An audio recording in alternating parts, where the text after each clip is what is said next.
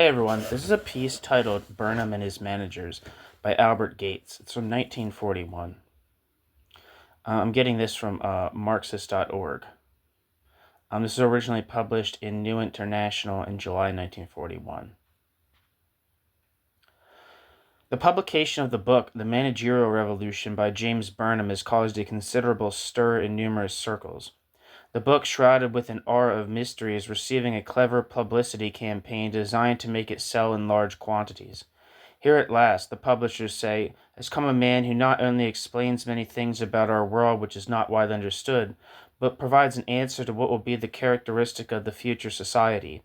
Naturally, a man who can tell the bourgeois world what the future holds in store, providing it is not socialism, even though he predicts the end of capitalism, is a highly welcomed individual, for the bourgeoisie, in any case, has long learned to distinguish between dangerous theories and those which are merely exciting, diverting, and unusual.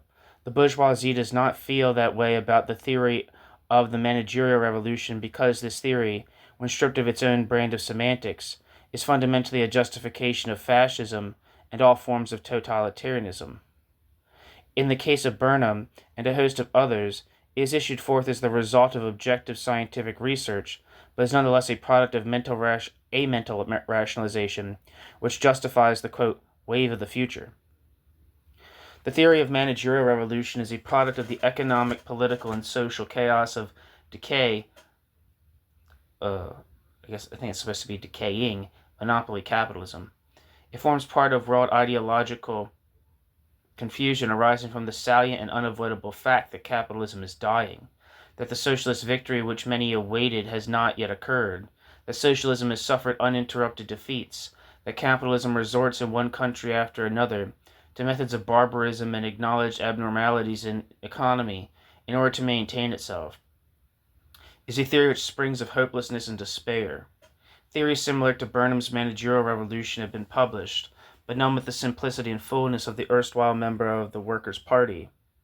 He has presented a complete blueprint of this managerial revolution, the decay of capitalism, the emergence of the new society, the time element involved, the character of the new state, the new class struggle, and the future of mankind in the next period of history. The presentation is schematic, mechanical, and static. It is grounded upon little or no facts, and this is, as we shall shortly illustrate, no slight or unconscious omission, for despite Burnham's consistent allusion to the need of scientific procedure, about which Burnham has so often lectured Marxists, and the necessity for verification, empirically, by the facts of history, there is little of this in the book. New section. In passing, ... In the course of elaborating his theory, Burnham writes, quote, nor have the managers themselves been constructing and propagating their own ideologies. This has been and is being done for the most part by intellectuals, writers, philosophers. Most of these intellectuals are not in the least aware that the net social effect of the ideologies which they elaborate contributes to the power and privilege of the managers and to the building of a new structure of class rule in society. As in the past, the intellectuals believe that they are speaking in the name of truth and for the interest of all humanity, end quote. Burnham. Thus a considerable agitation takes place for a new society. It is characteristic of this situation that none of the proponents of the new order are conscious of what it is they agitate for or theorize about. A seemingly sad situation for the new society. But it is made all the sadder by the fact that the new, quote, ruling class, the managers, are abysmally ignorant of existing historical currents, which seek to place them into power as the new dominant class in a new social order. It is apparently Burnham's, quote, historical role. However much Burnham declines the honors of this title, to enlighten the, quote, new class, to the new class's gigantic social role, even though Burnham, quote, has no program to offer, end quote, and has no subjective feelings one way or another about the new society, so that it may understand whither it is drifting, what it is fighting for, even though it is not fighting, and above all to understand the power it already has. The purpose of this review is to objectively examine the central features of the managerial theory and to reserve specific analysis for another time. An agitational denunciation of Burnham because he is a renegade from socialism solves not only a single question involved in the instant case. for it is incumbent that his theory be scientifically analyzed to determine whether or not it has any merit. There is a time and place for everything. The fact that Burnham is an apostate would not automatically prove the invalidity of the managerial theory, though it will help to establish some of the inner urgings that prompted more flagrant statements contained in the book. A reading of the book will amply show that the author cannot be separated from his theory.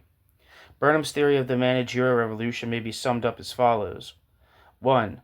Capitalism is doomed. Unable to solve a single one of its contradictions, it cannot maintain itself, and has already retreated under the pressures exerted by the onward rush of the new social order. 2. Socialism, quote, is not possible of achievement or even of approximation in the present period of history, end quote. 3. The Managerial Revolution occurs before our very eyes. In truth, it began in or at the close of the First World War, has continued uninterruptedly ever since, and will be completed within 50 years. Its victory is inevitable. It is worldwide. New section. Capitalism and the present epoch. The justification of the theory of the Managerial Revolution can be partially sustained by providing the irremediable collapse of capitalism and the impossibility of socialism. For only then is it possible to pose alternative solutions. Thus Burnham proceeds to prove first of all the collapse of capitalism. But it is precisely herein that the basic error of Burnham's theory is exposed. Burnham's analysis of capitalism is highly superficial and composed of half-truths. In outlining 7 characteristics of capitalism, long ago described by Marx and Engels, Burnham omits mention of the decisive structural changes which occurred at the close of the 19th century, namely the development of monopoly capitalism as a world economic order in which the world market, the world division of labor, and world trade have become paramount. The era of finance capital, the significance of which was recognized even by enlightened bourgeois economists, and the internal economic changes wrought by this development, the attendant political changes which followed, and the increased intervention of the state in the economic process, all this fails to find a place in the Burnham analysis, though reference to it is made in the latter portion of the book, where Burnham discusses the Burrell-Means theory of ownership and control, and, quote, statification of the economic process is his theme. This omission is interesting because Burnham constructs his theory on the concept of, quote, free capitalism, laissez-faire, simple class relations, and the relatively simple role of the state. Capitalism has been in a state of permanent crisis since the outbreak of the First World War. The rise of the imperialist epoch, while it increased the production of goods, raised to a small degree the world standard of living and increased the total wealth of capitalism, at the same time intensified its inherent contradictions on a world plane. The forecasts of Marx and Engels were fully verified. Technological improvements, the organic composition of capital and the falling rate of profit, the growth of mass unemployment on a world scale, the limitations of the home market and in tune the world market, polarization of wealth, all of these characteristics create the capitalist doom.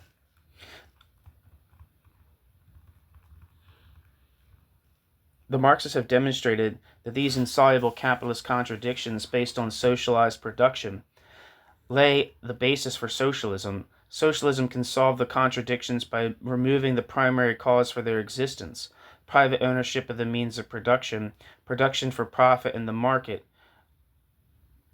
world bourgeois class relations to capital. Unless capitalism is abolished, these corroding contradictions make it a hellish nightmare for the millions and millions of inhabitants in this world. Unemployment, poverty, misery, and war are not merely conditions offering the possibility of agitational activity against the bourgeois social order. They are economic and political problems of the highest magnitude.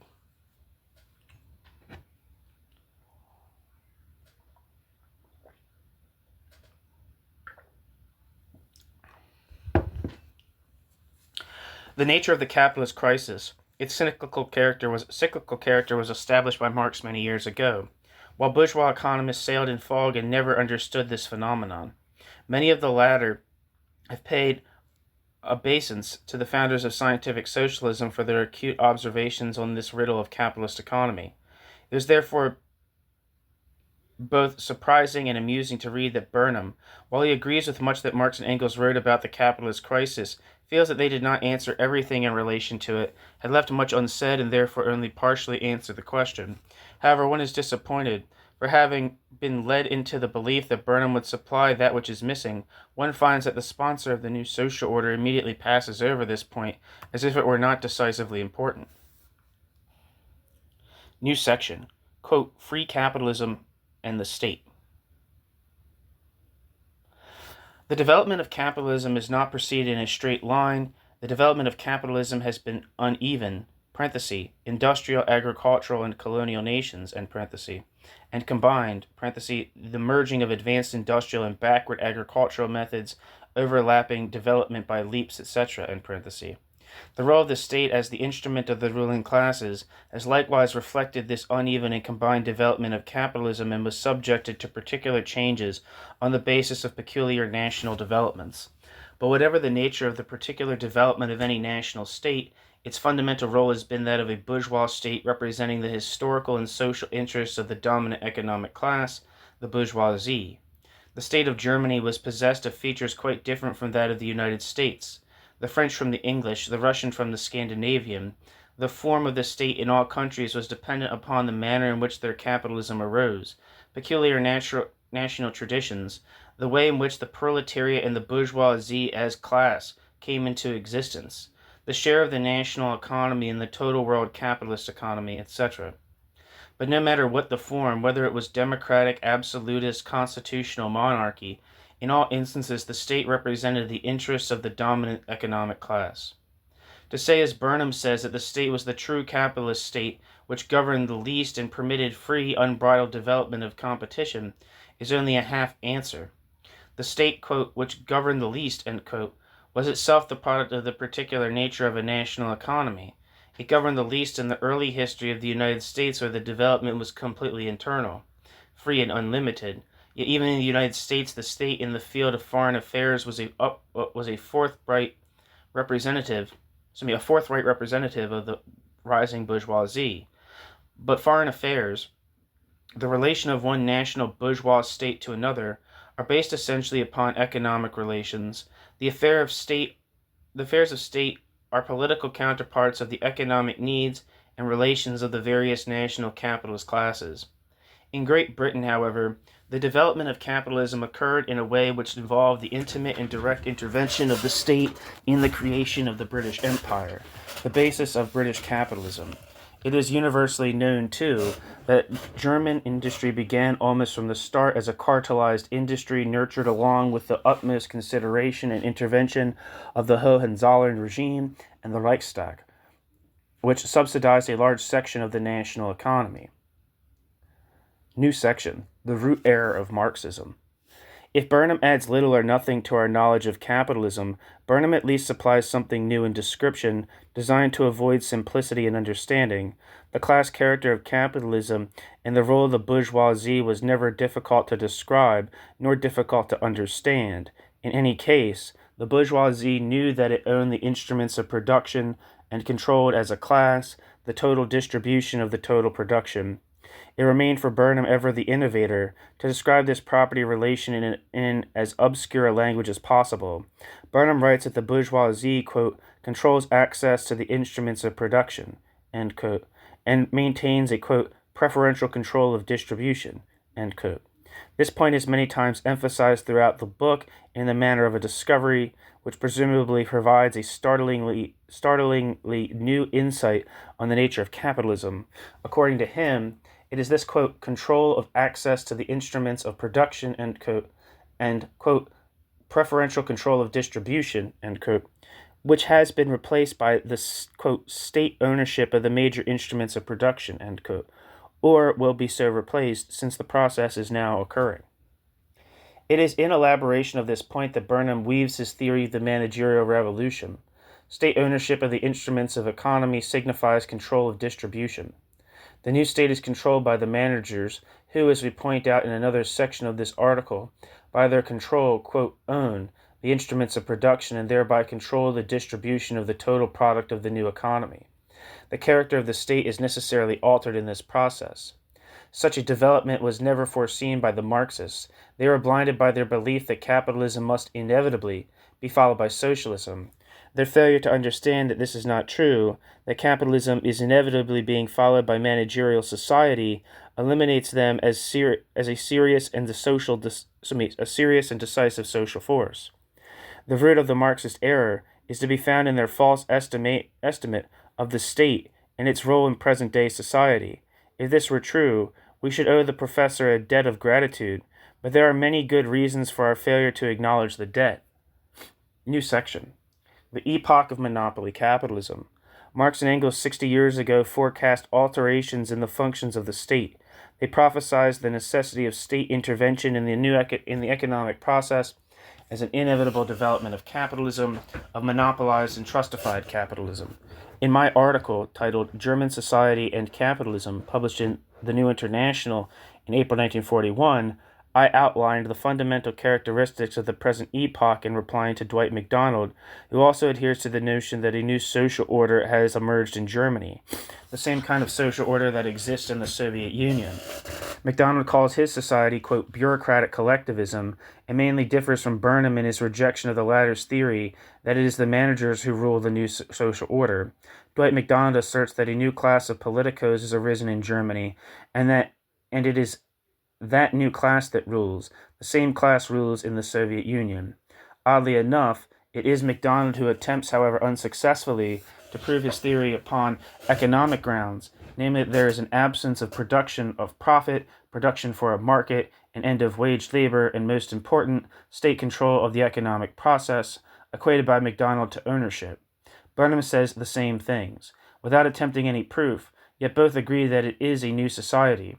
Though their differences are not decisive, we believe MacDonald has more authority for his conclusions than Burnham has for managerial society. For that reason, my reply to MacDonald applies equally well to Burnham. I wrote in my article the following, quote, the monopolist capitalism has marked the end of simple capitalism, laissez-faire capitalism. Under these structural changes, the role of the state to the classes has undergone changes, although its basic role remains identical, the instrument of bourgeois society. MacDonald speaks of the democratic bourgeois state as bourgeois apologists describe it, but as it actually never was, and certainly could not be under monopoly capitalism. The state fuses with monopoly capitalism and has a more direct and intimate interest in the economic well-being of the, quote, nation. In declining capitalism, the duties of the state are magnified, since the increased conflict of, quote, national capitals marks the struggle between states, end quote. Albert Gates, or Al Glotzer.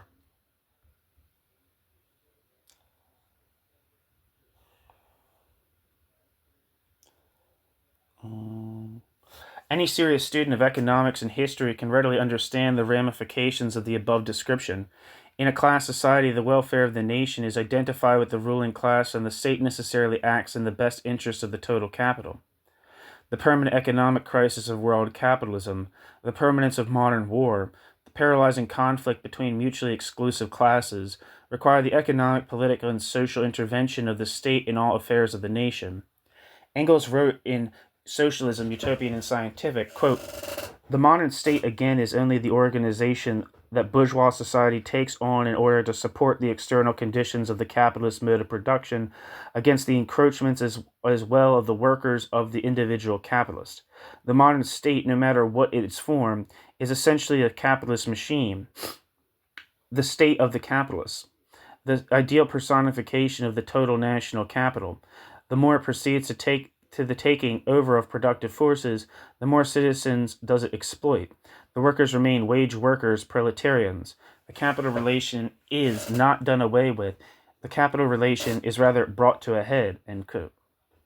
This development, Engels, Socialism, Utopian and Scientific.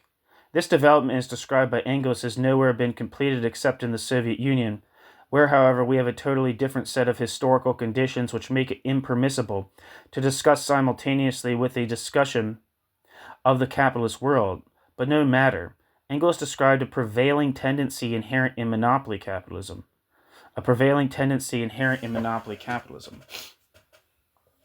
It is this tendency which is in the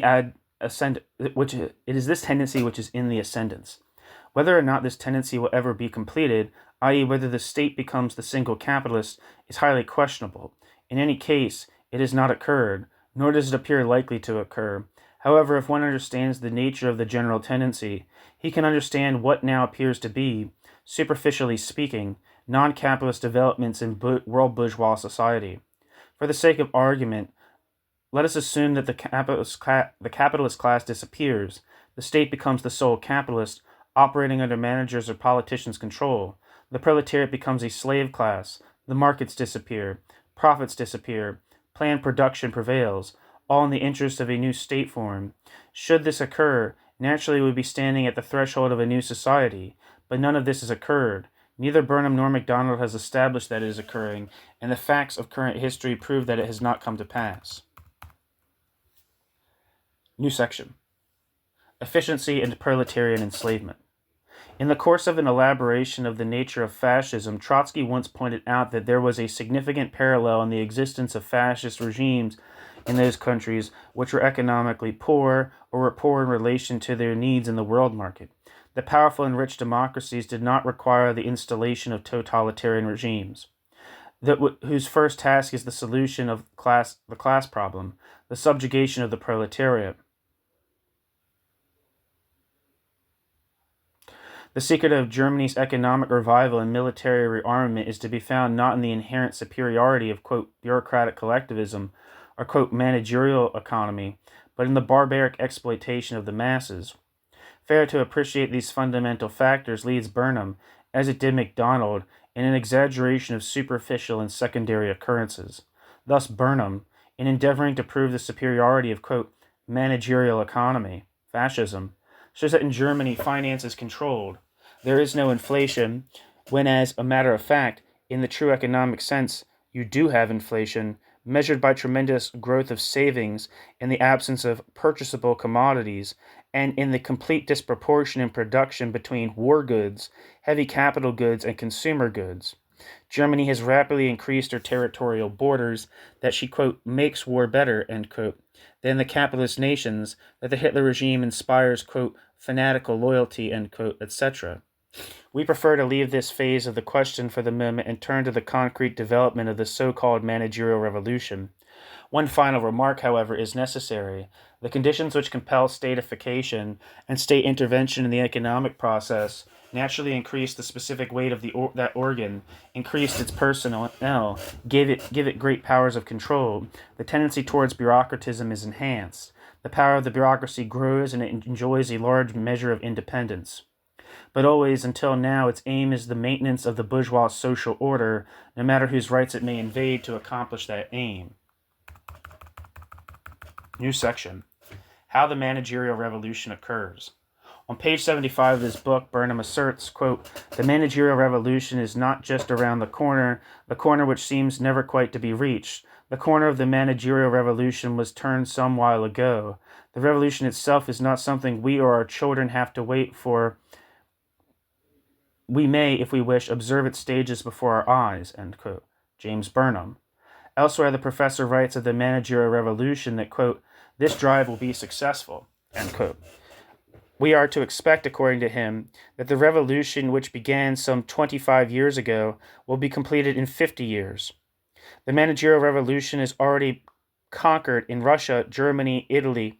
Of Japan, we are not yet certain, and was begun in the United States at the advent of the New Deal. Having observed the, quote, establishment of the Managerial Revolution, we are then told who the managers are and in what manner this revolution occurred, the relation of the state to the revolution and economy. Quote, ... The managers are simply those who are, in fact, managing the instruments of production nowadays, end quote, writes Burnham on page 77. They are, he declares, production managers, operating executives, superintendents, administrative engineers, supervisory technicians in government, administrators, commissioners, bureau heads, etc. Where, in fact, did the aforementioned, quote, managers actually manage and control industry? What is their relation to the bourgeois owners of the instrument of production? The answer to these questions are evasively given. Reference is made to Germany and Russia, to the New Deal in Italy, but neither in Germany nor Russia do conditions obtain to support the theory of managerial control. Nor will one find this, quote, conclusive evidence in the New Deal, something quite different is to be observed in these, quote, examples.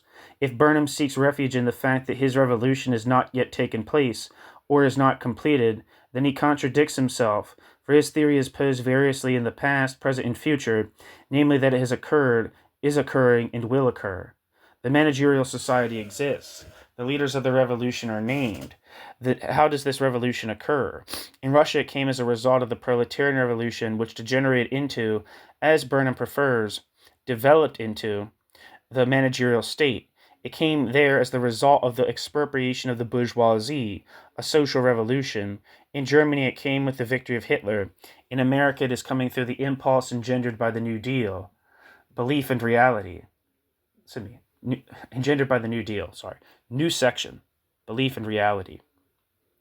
In each instance, quote, the basis of the economic structure of managerial society is governmental, state, ownership and control of the major instruments of production.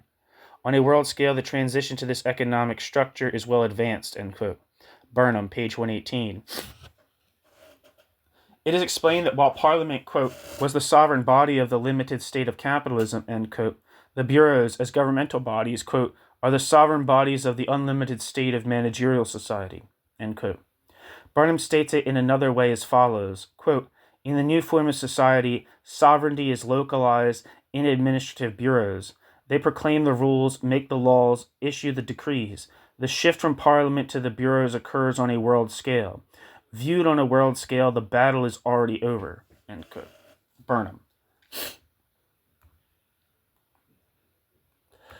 Where do such conditions actually exist? In no country except the Soviet Union, and there in other forms and under an entirely different set of circumstances.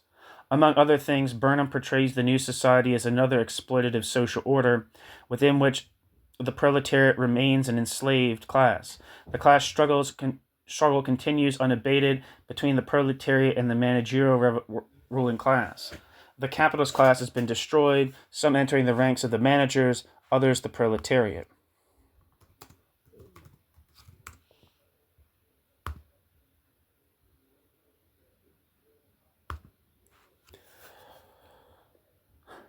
Where the hell am I? On a world scale, wars will continue on a more destructive level as between managerial states, which will no longer be confined to the original borders of the dominant managerial powers, but will be wars between different areas of the world. Japan, Far East, Germany, Europe and Africa, the United States, the Western Hemisphere, thus the blueprint, exclamation point. If the above appears schematic and unreal, that is exactly the manner in which it is outlined by Burnham. As a rule, Burnham confines himself to generalities and assertions. They are so debatable as to make impossible conclusions because we speak different languages. In what country do the managers rule the state, control, or even manage the instruments of production? We are not here concerned with the control or management of a single technical operation in a factory, as Burnham would at times seem to imply in some sections of his book.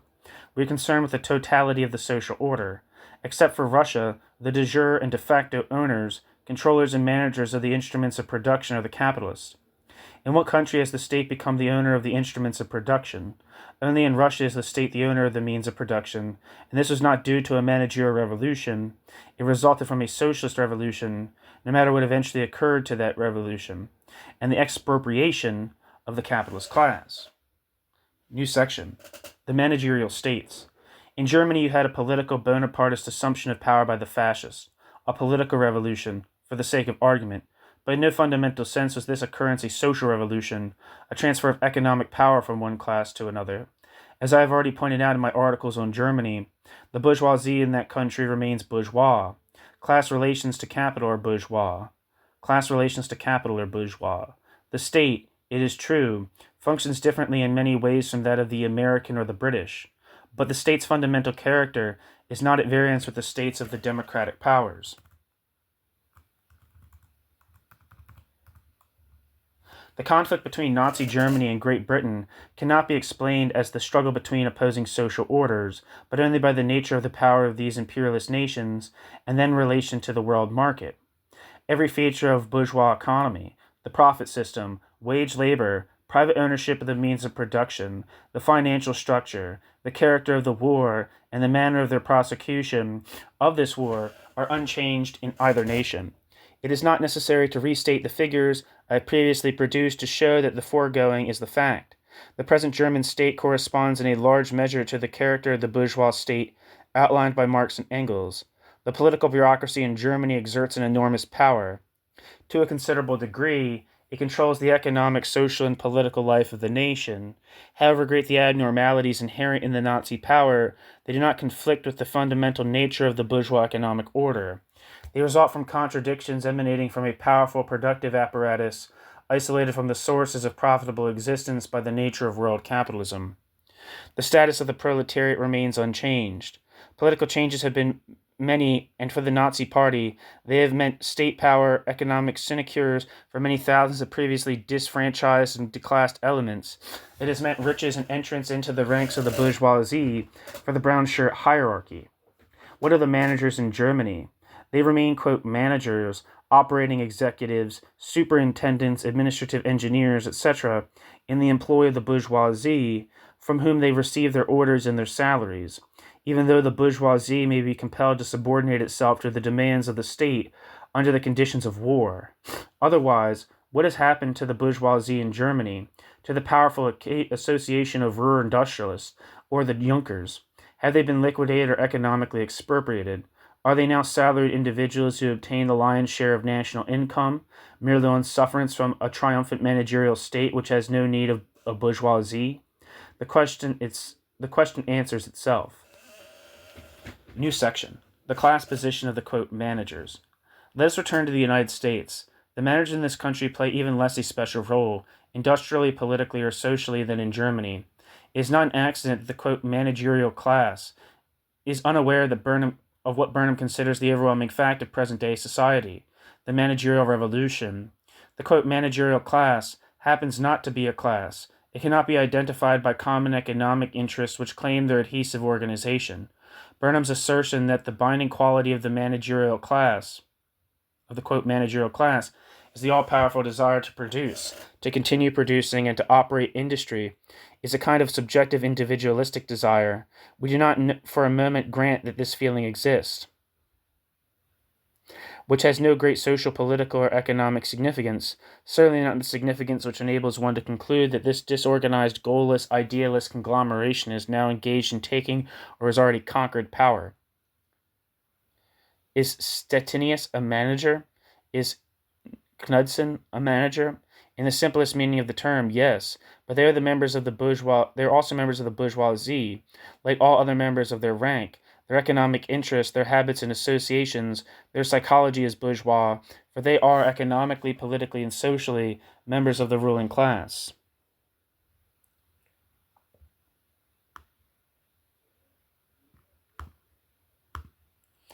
I'm going to look up these names that were just dropped. I don't know who the hell they are.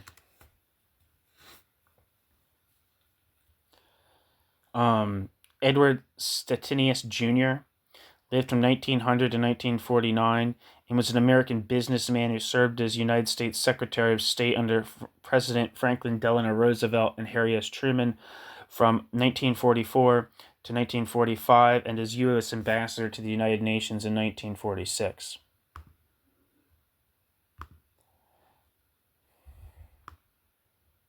So that's Stettinius.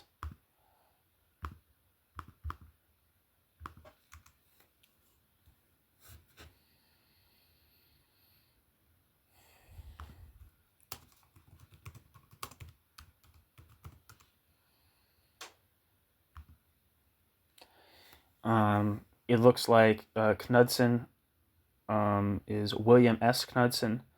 William Cygnus Knudsen lived from 1879 to 1948 and was a Danish-born American automotive industry executive and an American general during World War II. His experience and success as a key senior manager in the operations sides of Ford Motor Company and then General Motors led the Franklin Roosevelt administration to commission him directly as a lieutenant general in the United States Army to help lead the United States war material production efforts for World War II. Knudsen became the only civilian in U.S. history to join the Army at such a high initial rank and under his direction. American industry dramatically increased its military production, including growing aircraft production from fewer than 3,000 planes in 1939 to 300,000 by war's end. Back to the text.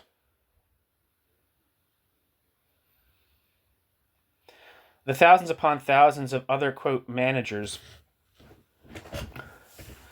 who fit the description given by Burnham make up a part of America's middle class. Their consciousness, their activity, their basic role in the national economy is to be likened to that of the total middle class. What superior aptitudes and greater social consciousness do superintendents, operating engineers, draftsmen, production men, foremen have over other equivalent economic groupings? Because they do not represent a basic and fundamental class with common ideas and common aims, because they have no goal, no program, either for themselves or society as a whole, because of their unstable economic position, it is futile to assign grandiose historical tasks such as, quote, managerial revolution to them. The whole of this group are employees who decide nothing but carry out orders, each doing his specific task in a given industry, which is coordinated at the pinnacle. They in no sense determine or direct production, but Burnham does not prove what he says about them. He merely states his point and let it rest there. New section. Burnham's scientific objectivity suffers in discussing the question of managerial society and socialism. Like all apostates, Burnham's socialist past is embarrassing, and Burnham must needs salve his conscience by, quote, proving the impossibility of socialism, at least in Burnham's own lifetime. Thus Burnham lays his pattern. The specific social weight of the proletariat diminished with technological developments. The proletariat declines in numbers. The development of war science foredooms the socialist revolution, since you cannot take power with, quote, street barricades and pike staffs, end quote. In any case, the managerial society will precede socialism in the next period of history. We shall return to these questions in our next article. If thus far we have failed to answer concrete data in favor of the managerial theory, it is because the author has not supplied any. His theory is composed of assertions which, whether or not true, one is asked to accept.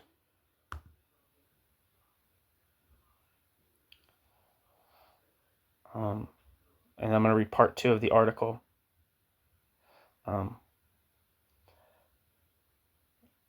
This is from August 1941.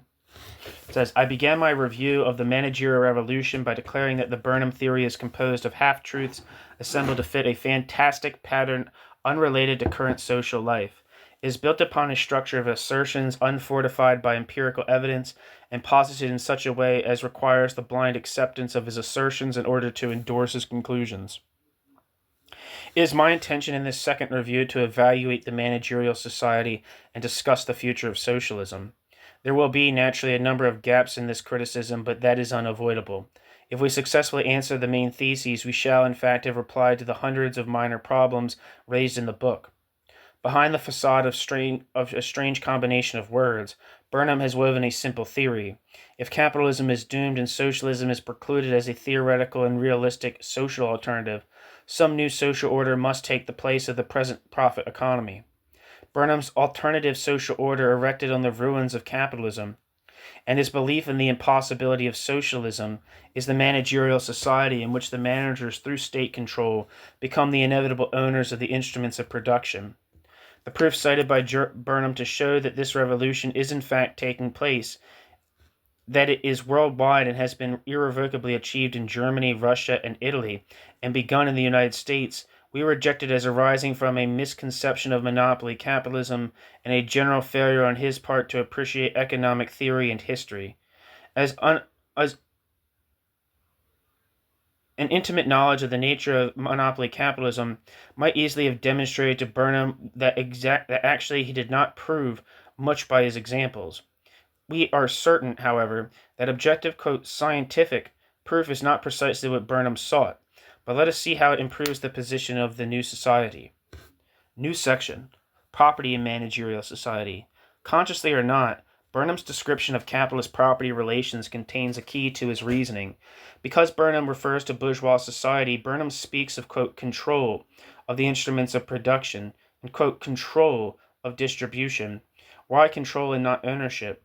Because it is an important link of Burnham's theory that in present-day capitalism, recognizing the economic phenomenon of separation and ownership and control, he establishes a complete and universal separation of ownership and control. viz. A condition which automatically, at least on paper, ensures the replacement of capitalism by managerial society.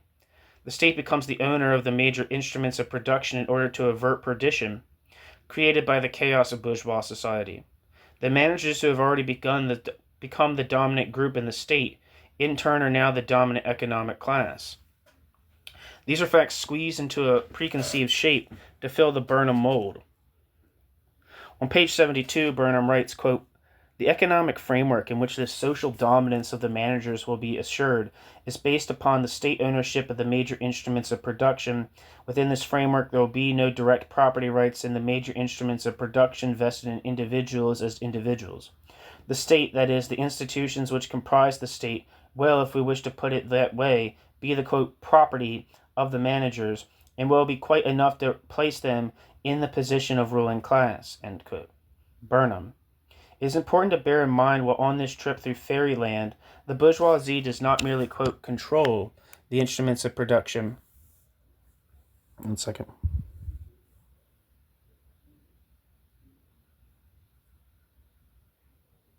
Sorry, I just want to make sure I'm recording. I had a panic. Okay, I'm recording. Where am I? It is important to bear in mind that on this trip through fairyland, that the bourgeoisie does not merely, quote, control the instruments of production and, quote, control distribution, but that it owns the instruments of production and it owns and controls the means of distribution. The fact of ownership is decisive. Moreover, it has a decided bearing upon the problem of the way in which managerial society will come into being. Is the managerial revolution truly a social revolution? Is it an evolutionary change? Is it a social formation directed by a state in the absence of cataclysmic social struggles? Burnham cannot clarify us because he does not himself know, hiding behind repeated declarations that it is impossible to answer every question related to the managerial revolution. He evades the crucial problem of how this revolution occurs. New section. Burnham writes a revolution. Several propositions are, quote, established by Burnham. 1. The bourgeoisie merely controls the instruments of production and the means of distribution. 2. The managers are already in control of the governmental bureaus which have become the new instruments of state rule. 3. The state owns the instruments of production and therefore owns and controls the means of distribution. 4. The managers, through their established preeminence in the new state, have, quote, enough to place them in position of ruling class, end quote. 5. There will be, quote, no direct property rights in the major instruments of production vested in individuals as individuals, end quote. Property becomes collectivized property controlled by the managers. What in the meantime has become of the bourgeoisie and the proletariat? The bourgeoisie, we are informed, has been decisively defeated. Where it hasn't already been defeated, the bourgeoisie will inevitably suffer such a fate. The proletariat remains an exploited class in the new society. Insofar as the social status of the proletariat is concerned, it has not been fundamentally altered. We are indebted to Burnham for at least this admission, since the continued existence of the proletariat created, in turn, a class relationship in the new society of the highest social significance. Parenthesis, does it remain, in a managerial society, a proletariat in the accepted scientific meaning of the term? Burnham implies so, but gives no good economic reasons why. End parenthesis. For even on the basis of the Burnham theory, whatever transpires, nothing really changes so far as the international working class is concerned.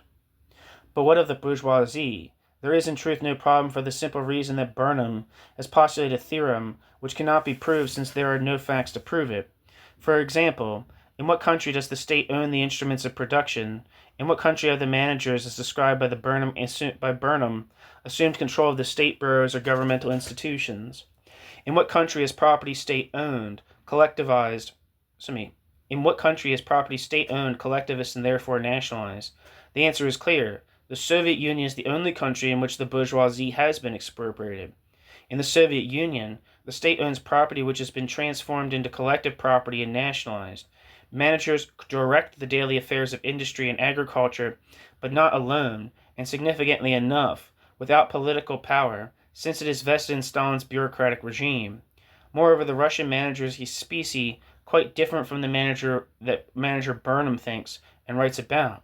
Burnham's theory presupposes the existence of independent political and economic control of society by the managers, and this phenomenon, so far as we are able to observe, exists only as an abstraction. It bears no resemblance to society as it really is. New section. Once again, our examples. Let us return to German, Italy, and American examples. Perhaps we shall be more fortunate in new geographic surroundings. But here too the governments do not own the instruments of production. Property remains bourgeois in every sense of the term. The managers do not control, quote, the bureaus of the state. Managers do not, as a matter of fact, exist or function in the manner described in Burnham's theory of the managerial state. Property rights are vested in individuals as individuals.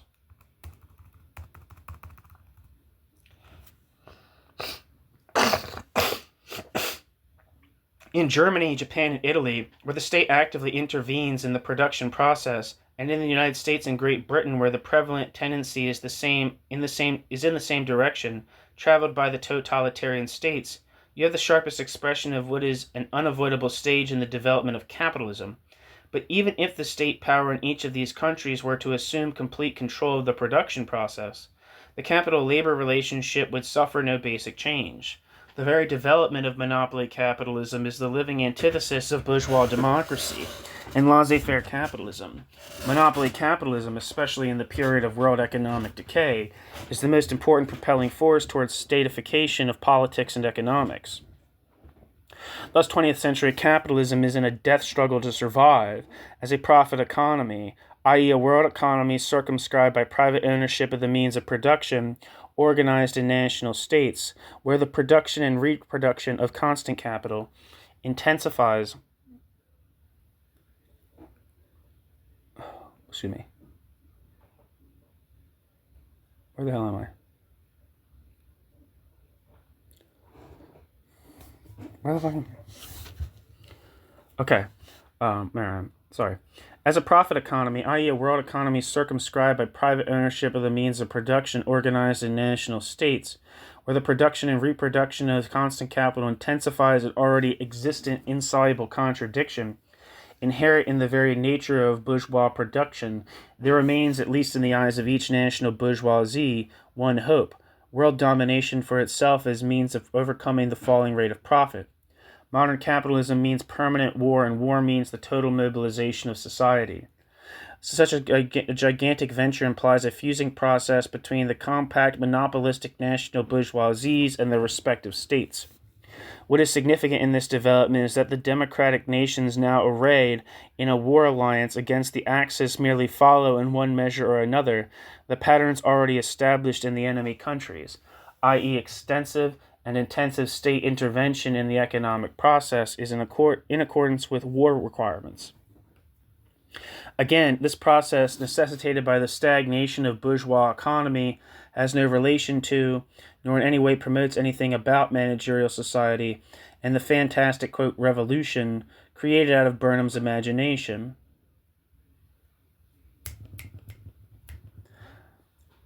New section. Background to Burnham's system. Yet it is not entirely true that the Managerial Revolution is merely a product of Burnham's imagination.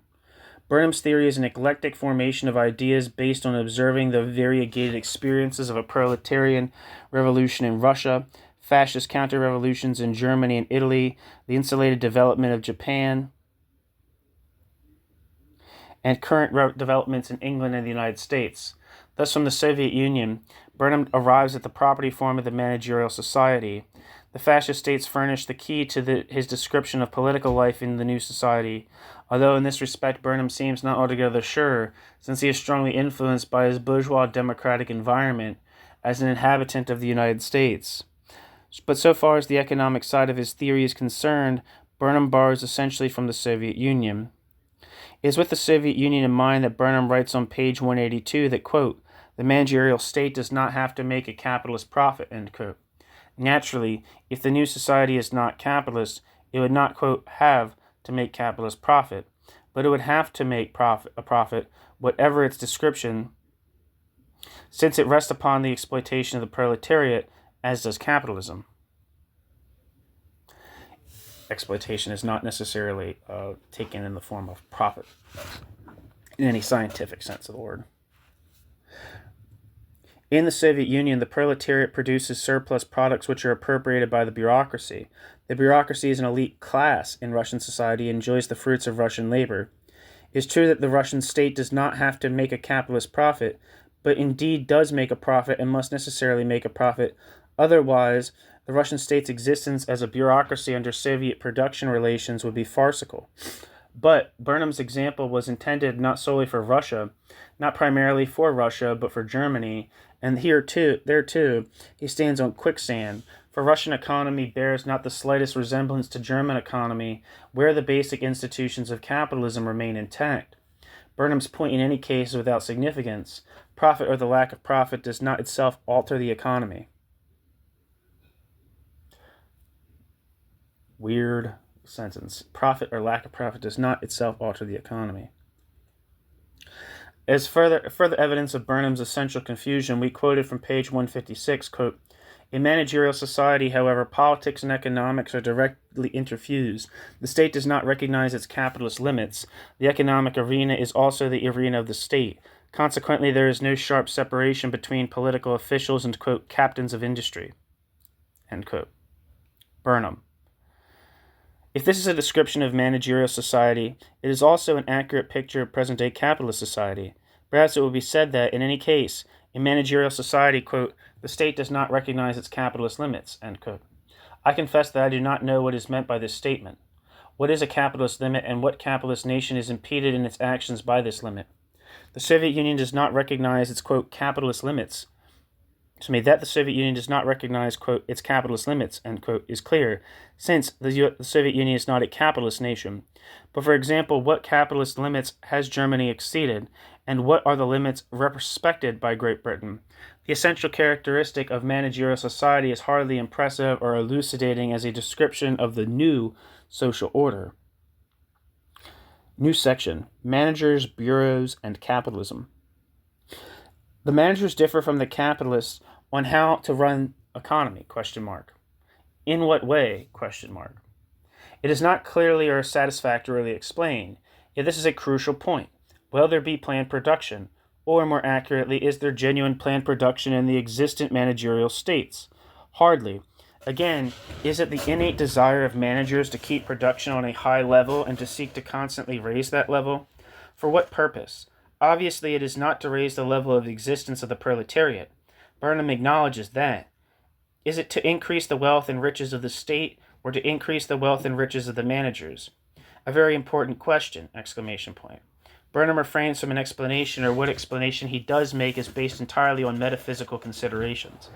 On page 150, the professor says, quote, "The social position of the managers is buttressed in the bureaus both against the claims of the capitalists and also against the pressure of the masses, neither of which groups can function effectively through the bureaus," end quote.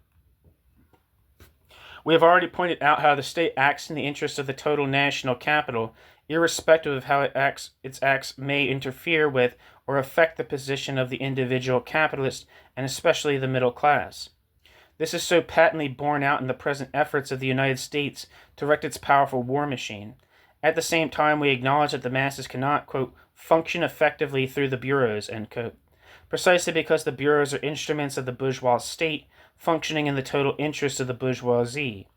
The bureaus, a plethora of which exist under the Roosevelt government, are obviously a means through which the bourgeoisie functions. Who cannot see this simple truth can hardly represent himself as an authority on the progression of social orders, new or old. In this instance, Burnham repeatedly alludes to the, quote, bureau development in the American government as this concrete expression of the inexorable victory of managerial society.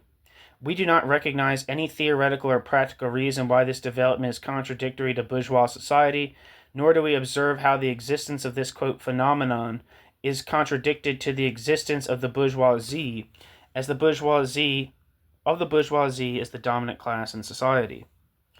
The assertion that it is proves nothing. In this instance, again, the facts contradict the theory. New section: Capitalists in Managerial Society. In consideration of all the foregoing, why do not the fascist regimes in Germany and Italy once and for all rid themselves of the bourgeoisie?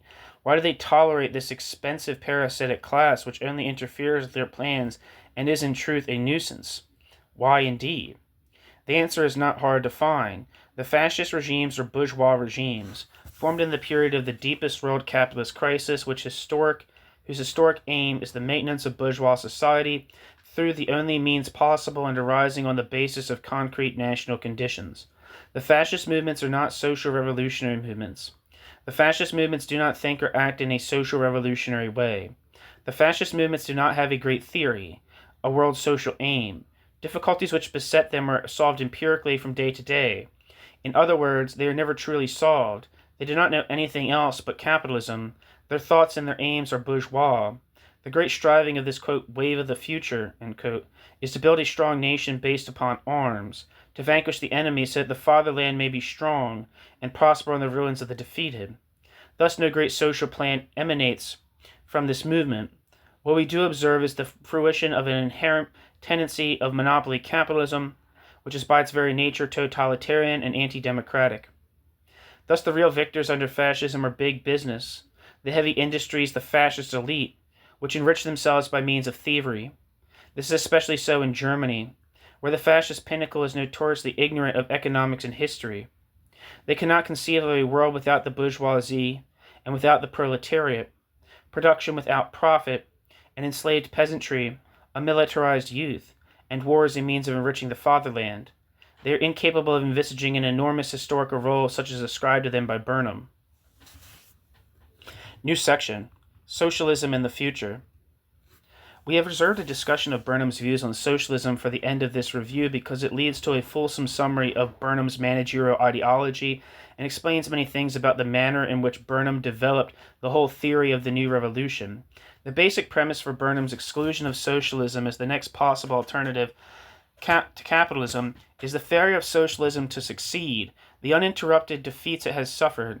It would be futile, of course, either to deny these defeats or to brush them aside as insignificant lapses in the onward march of the proletariat to power. The salient fact remains: reaction is in the ascendancy. There are indeed many ways of interpreting this truth, depending naturally upon one's class point of view. The revolutionary socialist, as a social scientist, strives to examine the reasons for the protracted defeats suffered by the world proletariat, in order that the mistakes committed by its movement may be averted and victory achieved. Burnham, the anti-Marxist, proceeds with another measuring rod: success. In speaking of the failures of the socialist movement, reformist and revolutionary, he writes on page 55, quote, "The fact, the defeats, does not, as some think, prove anything about the moral quality, sick, of the socialist ideal, but it does constitute unblinkable evidence that whatever its moral quality, socialism is not going to come," end quote. Burnham. This is proved by the fact that it has been defeated in all tests engaged in with the bourgeoisie, except one, and there the revolution degenerated, or developed, into managerial society. This observation is accompanied by the statement that, quote, "socialism is not possible of achievement or even approximation in the present period of history," end quote. Burnham. The proof, again, the USSR, which is not socialist but is the most advanced managerial state. If managerial society has succeeded best in the country believed to be laying the basis for socialism, then you have the most conclusive evidence of the future of this new social order. If socialism were really to replace capitalism, why hasn't it already done so? It hasn't because socialism is impossible, at least for many, many decades, or it is an impossible social alternative because it hasn't won any victories. Burnham, however, must be aware that this kind of thinking and reasoning is not very profound, enlightening, or, quote, scientific. Following a series of statements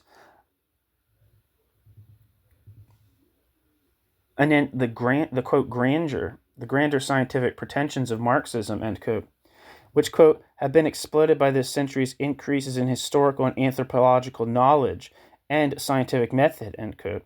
Burnham proceeds to, quote, prove why socialism is impossible. New section, the role of the proletariat. At the outset of Burnham's discussion of this question, Burnham writes on page 58, quote, The rate of increase in the number of workers, especially the decisive industrial workers, compared to the total population has slowed down, and in the last decade in many nations has changed to a decrease," end quote. Burnham. This statement is made to buttress the argument that socialism is impossible. One of the reasons why it is impossible is that, contrary to the opinions of the Marxists, the proletariat, the class which is to overthrow capitalism and establish socialism, is declining absolutely and relatively. This, if a fact, would have profound effects upon the movement of socialism. Yet upon what facts does Burnham sustain this conclusion? If Burnham means that in the midst of the world crisis of capitalism, the number of proletarians, measured by those employed, declined, cannot be gainsaid. But that is hardly the way to determine the extent of the proletariat as a class. However, by no matter what measuring rod the professor employs, Burnham cannot prove this assertion. Here as elsewhere, no facts are cited. What has happened in the present era of the war is that the ranks of the proletariat are increasing.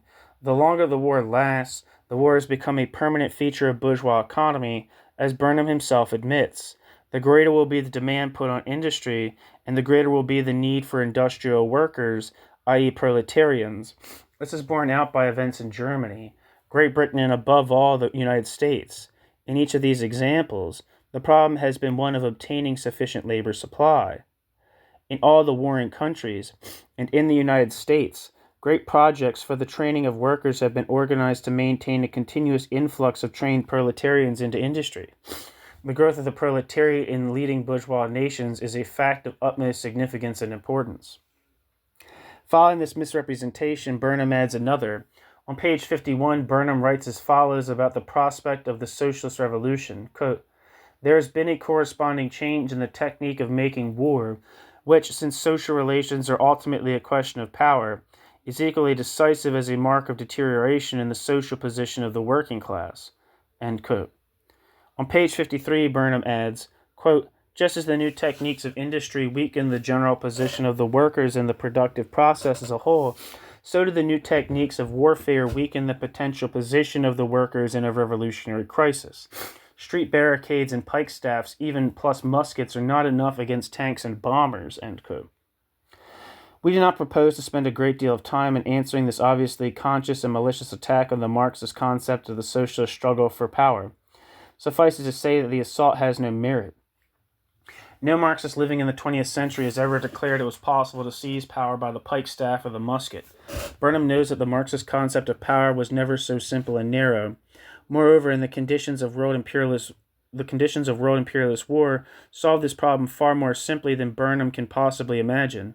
I refer our readers to the articles by CDE in the May and June issues of the New International for a discussion of this question. As an additional reason why socialism is impossible, the professor writes on page 51, quote, "The workers, the proletarians, could not by themselves run the productive machinery of contemporary society." Here again, we do not require to enter into a lengthy discussion of what the proletariat is or is not capable of achieving by itself. It is only necessary to add that the proletariat, the socialist revolution, is never conceived of the productive process upon the victory of the revolution as being run by the, quote, proletariat itself, end quote. The two questions are thrown together here. One, the struggle for power, the other, the organization of production on a socialist basis. The proletarian power envisages a joint effort on the part of all groupings, a fusing of their collective talents for socialist purposes. What Burnham really means by the above is this. The productive process is an intricate process. Only the managers, by their technical and scientific training, are capable of directing production. Thus the future really lies in their hands. Only they can achieve the miracle by reducing the proletariat to veritable slavery. What shall one do or say about this new managerial society? Since it is an exploitative society, a war society, subjecting other nations and classes to a new form of exploitation. According to Burnham, nothing. It is coming no matter what is done. On page 153, Burnham says, quote, "Our business is not to judge it good or bad, not to express likes or dislikes, but to analyze it in its relation to the problem of what is happening to society," end quote. Is it a progressive social development?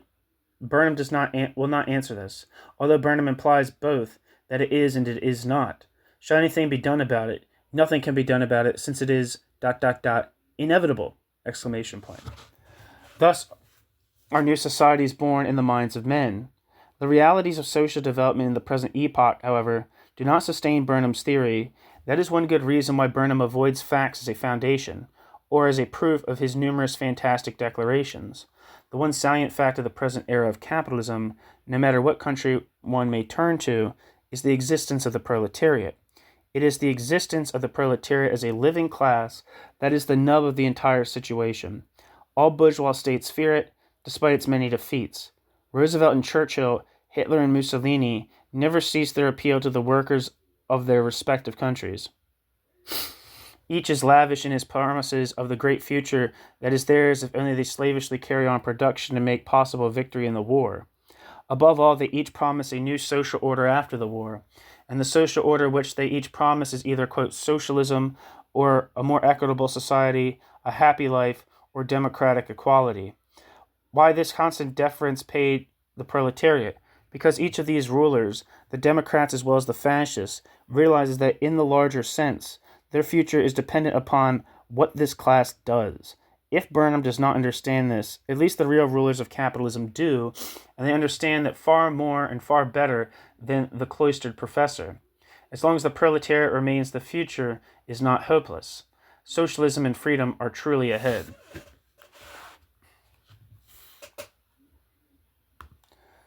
Again, that was a piece titled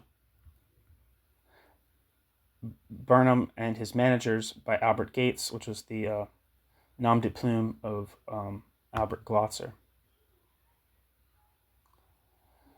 I'm going to read the Wikipedia just to finish this off. One